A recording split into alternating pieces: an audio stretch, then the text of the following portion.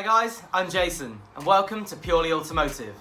This is my 1991 Honda Beat. I've had the car for about 2 months now and it's just undergone some mechanical restoration. Next up is the cosmetics and the bodywork to bring it up to scratch after spending nearly 10 years off the road. So what is a Honda Beat? Well, it's a 3-cylinder Kei car from Japan, Japanese import only. It's been in the UK for 20 odd years. It's mid-engined, it's rear-wheel drive, it's 5-speed manual.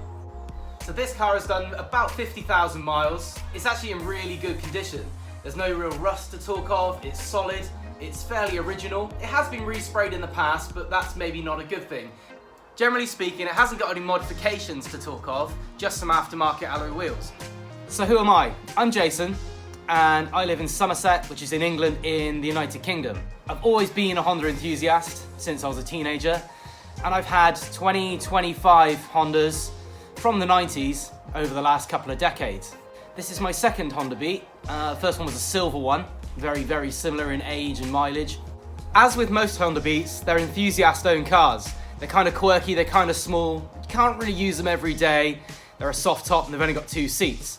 This one was owned by a chap who actually moved back to Canada, and it's sat in the back garden for 8 to 10 years with a family member. It was fairly local to me, it was reasonably priced, so I went and took a look. On inspection, it's been resprayed, it needed some mechanical TLC, it needs some cosmetic TLC, but generally speaking, it's a pretty solid, good example. So we agreed a deal, I collected the vehicle with a friend on a trailer, and I brought the car back to Somerset. So I never actually test drove the car when I bought it and viewed it. I simply ran it on the lady's driveway and it seemed okay. It was a bit fuely, it was a little bit smoky, but it started, it ran. So I took a punt and here we are. It's now back in the garage. It's had various bits and pieces done to it, which when we do a bit more of a walk around the car, I'll run through what it's already had done to it with a couple of OEM Plus upgrades, but mostly just mechanical bits to bring it up to scratch so it's reliable and usable. So coming up in this series, I'll take you through what it's like to own a Honda Beat, the trials and tribulations of ownership, the issues, the typical problems and faults that they have, and most Beat owners will probably already appreciate that, but those that have never really experienced a Honda Beat or have ever owned one probably won't know what quite quirks and behaviours they have. So I'll take you on this journey with me and I'll show you the ins and outs of a Honda Beat.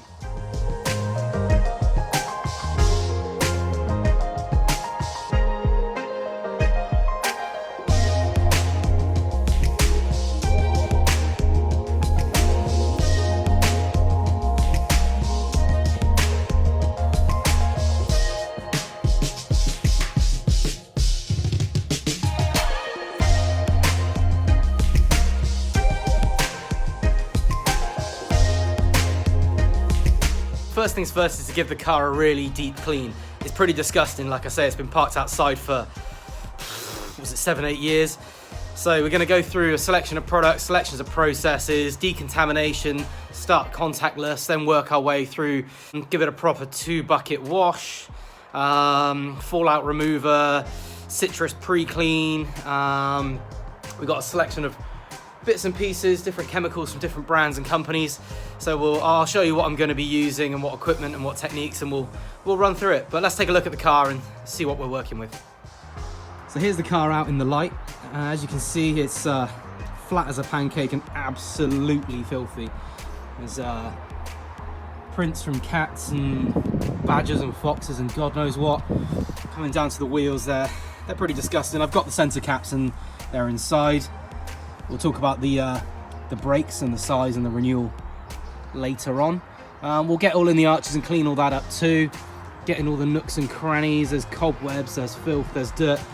The roof is disgusting. It's going mouldy, it's green, it's dirty as hell. Going into the shuts, you can see it's all crusty and cruddy and pretty disgusting, so we'll get in there with some detailing brushes, some foams and some products. Clean the rear screen up as well. Currently got all the trim and plastics out because I've been doing engine work. This tyre needs a little bit of air, but those tyres are going in the bin shortly because they are way past their best. Come around to the back of the vehicle, again it's just generally dirty. The exhaust system will probably change. That's the complete stock system on there at the moment. Otherwise it's all in pretty good order. Optional spoiler on the back, the vented boot lid just above the engine, which is obviously mid-mounted. Coming round to the near passenger side, we've got some new fixings on the roof. We'll talk through those later. Again, it's just flat, it's just dirty, it's just disgusting. It generally just needs a really, really deep clean. So the first selection of products we'll be using is the car shampoo. This one's an Automotive Professional. I'm nearly all the way through this one, but it's great stuff. Don't need to use a huge amount, but it's not the bubbliest in the world, but as most detailing professionals will say, bubbles doesn't mean good cleaning. It's all about its efficiency and its detergent abilities. Then we've got our Auto Foam by Built Hamber, one of the best on the market, and a generic Karcher Snow Foam Lance. Probably about half of that will do the vehicle more than comfortably. Another Built Hamber product is the Surfex HD. This is an all-purpose APC degreaser and cleaner. It's powering an ability to clean a panel and loose up soiling is amazing. You only need to use it at about 4% for its panel impact ratio, or PIR. It's a really, really good product, and we'll use the hand pump sprayer to apply that, and then work it in with a selection of little hog hair brushes from Valet Pro and Built Hamber. So after the first pass with the brush attachment on the battery drill, using all-purpose cleaner, degreaser, and the Autoglim fabric hood cleaner, you can see all of the crap that's coming out of the fabric.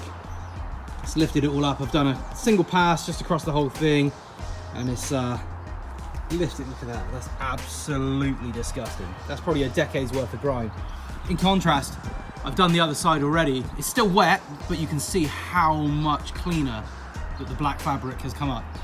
So now the whole roof is cleared off and all the grime and green stuff is all gone. We're going to use some fabric hood protector again from Autoglim.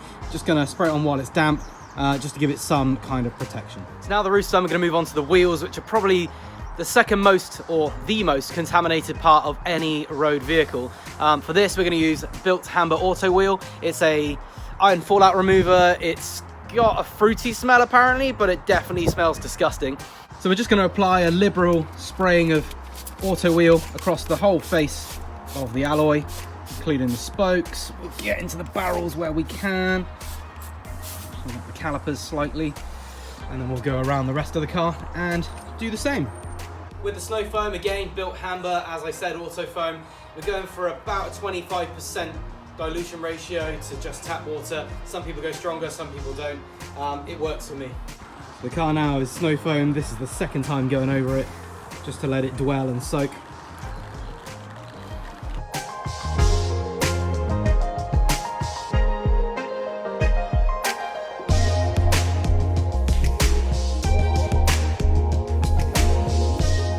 So the car's all rinsed off now after the Snow Foam and washing and getting in with the detailing brushes. Now we're going to actually hand wash the car, contact wash, 2-bucket method. Got a lamb's wool noodle mitt and a wheel woolly to get in and amongst the spokes of the wheels. Okay, so I didn't film too much while hand washing the car because it's been pouring down with rain, which is typical British weather here in Somerset. As you can see, it's cleaned up a hell of a lot better than it was. It now has some kind of clarity and gloss, which is mostly down to how wet the car is. But let me quickly walk you around the car. So looking at the front end, first of all, it's actually cleaned up a lot better than I anticipated. There's not much in the way of dents. There's a few tiny little marks, like a tiny bit of paint missing on the corner of the mirror, which is not bad for a 30-year-old car. The wheels are clean as hell. The arches are super clean. I didn't find any nasty rust anywhere on the car. Obviously, the seals on a 30-year-old cabriolet getting some condensation around there, but not too bad. The roof's super clean. I need to redo the wrap around the windscreen surround. I took the wiper blades off because they were absolutely disgusting and torn and God knows what. Coming around the other side, yeah, just generally cleaned up really well. No marks or anything really to talk on this side. Small parking dent here, which I knew about probably from a trolley back in the 90s or something. Coming around the back, yeah, generally tons cleaner. That probably concludes this video, and we'll see you back in the garage in a second. Some of you probably would have spotted the step wagon in the background. That's the family car. Recent import, super low mileage. I'll do a bit of a feature video on this in the future when it's not raining.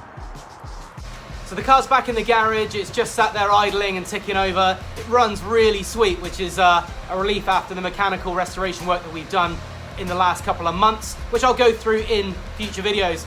So after today's clean, obviously we did a contactless wash to start with, checked everything over, then gave it a 2-bucket wash inside and out, all the shuts under the bonnet, in and around the boot areas and the wheels. It's cleaned up super good, and I'm actually quite impressed with the paint's condition considering it's been parked up for so long.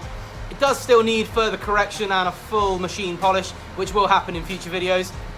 But I just want to thank you all for joining me on this first video, and stick around. Please do like, share and subscribe, and stick around for plenty more videos to come on the 91 Honda Beat. Thanks.